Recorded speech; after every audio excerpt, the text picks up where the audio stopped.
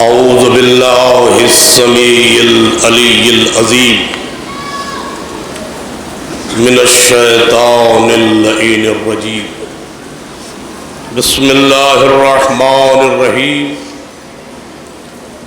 الحمد للہ الذی خلق الانسان وعلمہ البیان شرفہ وفضلہ علی سائر الحیوان الصلاة والسلام علی نبی الرحمن ثم الصلاة والسلام علی قتیل اللتشان۔ ارباب اعضا، آج کی یہ تاریخ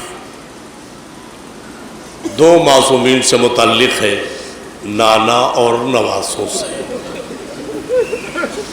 انتہائی غربت ہے۔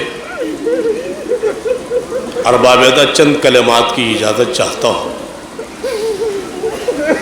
نانا کی میت میں دفن کرنے والے کتنے لوگ تھے؟ نبی کی بیٹی تڑپ کے رہ گئی، اے ابوالحسن میرے بابا کو دفن کرنے میں مسلمان تھے یا نہیں؟ اور دوسری منزل مقصود اور منزل توجہ یہ ہے عزیزو، اسی کے ساتھ ساتھ جو آبرو خاندان رسالت تھا، سرکار امام سبز قبا یعنی حسن مجتبی، ایسا اکلوتا مظلوم گزرا ہے میرا مولا، اس کی یاد اور ذکر کا صرف ایک دن ہے،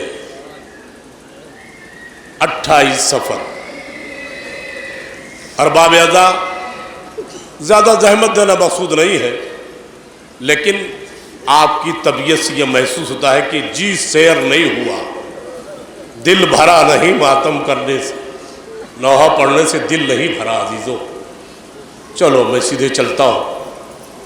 جناب معصومہ، ان کی یتیمی کی تاریخ 28 صفر 11 ہجری، اور امام حسن کی بیٹی فاطمہ جن کی یتیمی کی تاریخ 28 صفر 50 ہجری۔ 200 گوار ہے خواتین، اور 2 ملعون عورتوں نے امام حسن کو دنیا سے۔ ارباب اعضا توجہ کریں، بس ایک 10 منٹ کی زحمت دینا چاہتا ہوں۔ 2 خاتون ایسی گزری ہیں کہ جنہوں نے امام حسن کا جینا دوبھر کر دیا۔ خدا کی قسم سننا، بروایت مظلوم آقا کو 9 دفعہ زہر دیا گیا، بروایت 7 دفعہ زہر دیا گیا، 6 دفعہ زہر دیا گیا جب اثر زائل ہو گیا، مگر بدن پر اس کے اثرات تھے۔ مولا اتنے کمزور ہو گئے تھے، خدا کی قسم بستر پر کروٹ نہیں لے پا رہے تھے۔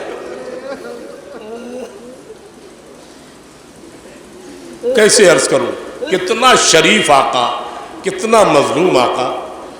ایک جملہ اور سنو، معصومین میں کسی کو اتنی دفعہ زہر نہیں دیا گیا جتنا امام حسن کو زہر دیا گیا۔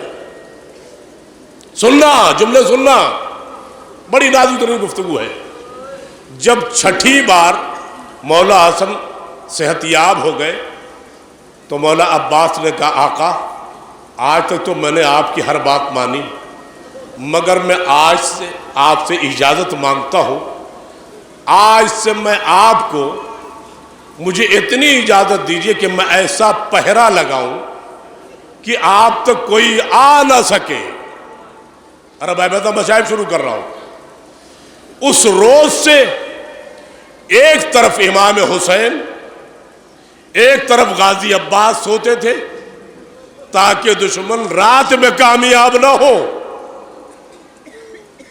ارباب اعضا، مگر وہ بہن زینب، مختلف روایات ہیں، مگر زینب بھی متوجہ تھی کہ میرے بھائی کو کوئی زک نہ دے پائے۔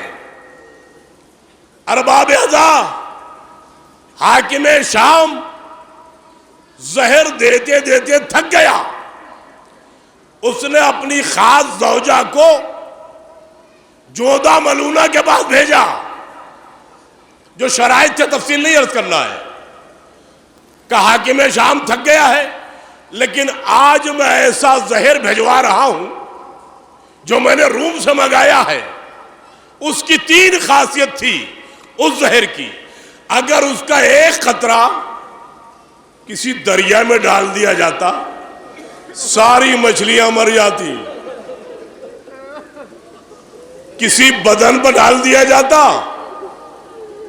بھئی عجیب روایت ہے خدا کی قسم، اگر دودھ دینے والے جانور کے سینگ پر وہ قطرہ لگا دیا جاتا تو بجائے دودھ کے وہ خون دینے لگتا۔ تیسرا جملہ، اگر یہ پانی ملا کر زمین پر پھینک دیا جائے تو زمین شگاف ہو جائے گی، زمین پھٹ ہو جائے گی۔ ذرا سوچو 6 دفعہ امام کے اوپر زہر کے کتنا اثر ہوا ہوگا۔ اتنے نحیف لغار نزار لاغر ضعیف ناتواں مجبور، مجلس ختم ہے عزیزو۔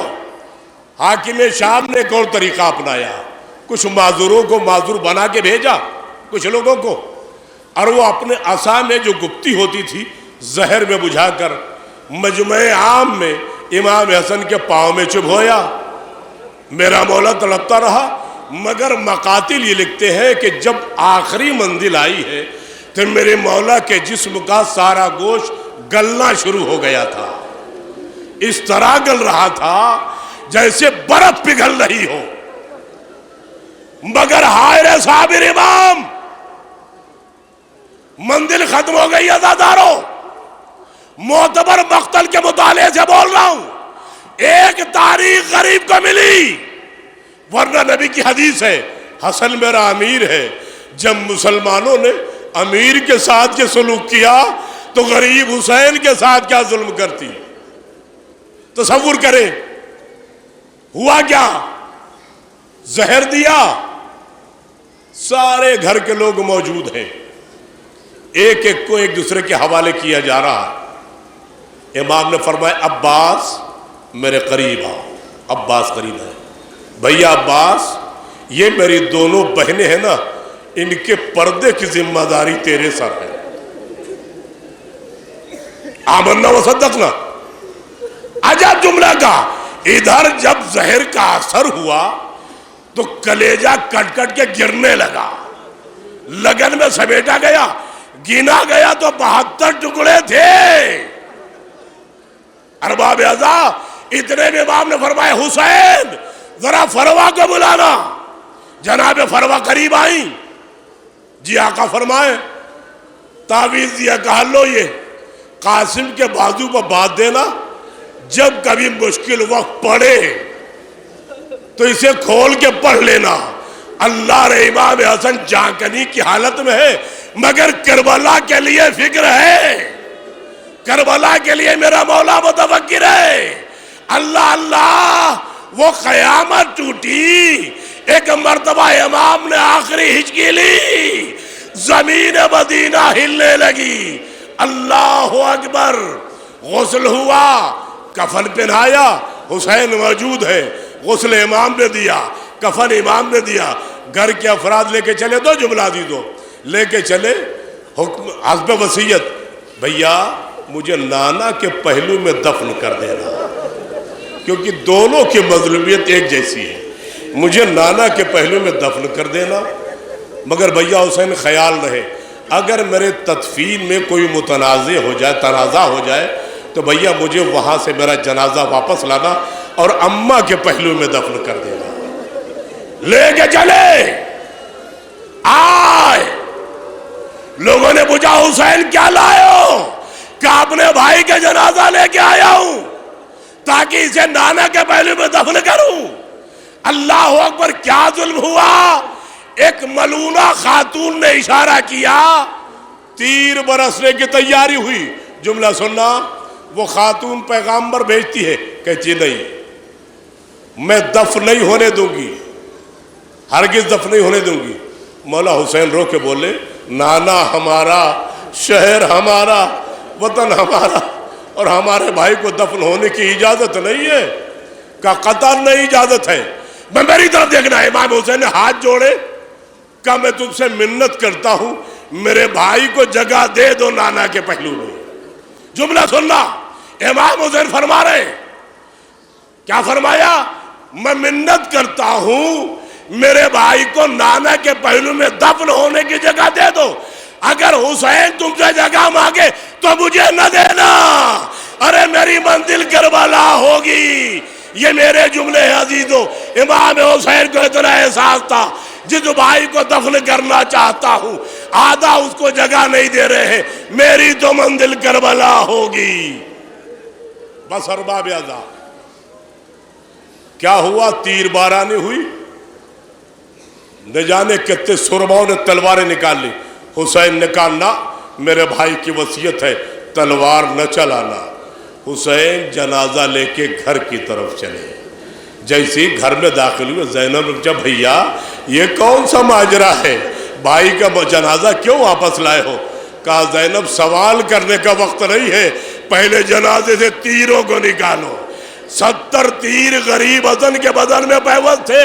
ارباب عزت میں نے مقتل میں گجب جملہ کل دیکھا، خدا کی قسم 69 تیر تو سارے بدن پہ تھے، مگر ایک تیر حلق پر لگا تھا جس سے بے شیر مارا گیا۔ ہائے مظلوم، چاروں ناچار بھائی بہنوں نے تیر نکالا، جنازہ اٹھایا، جنت البقیع میں لائے۔ اماں تیری امانت حسین لایا ہے، اے اماں حسین تیرے لال